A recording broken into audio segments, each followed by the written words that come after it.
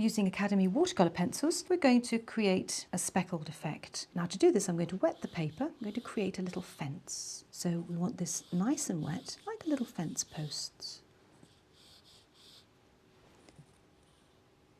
And then into that wet, we're going to sprinkle some of the pigment. So I'm going to use the Derwent sandpaper block and ultramarine, and I'm going to use the side of the pencil onto the block, and then I'm going to tap it gently onto the paper. It's like magic. And I'm going to use grey, back onto the block, tap the colour on. Then I'm going to use light green. So wherever you've wet the paper, the pigment will stick to the paper and you get a lovely speckled effect. Once that's dry, we can blow off all those little speckles that remain on the paper.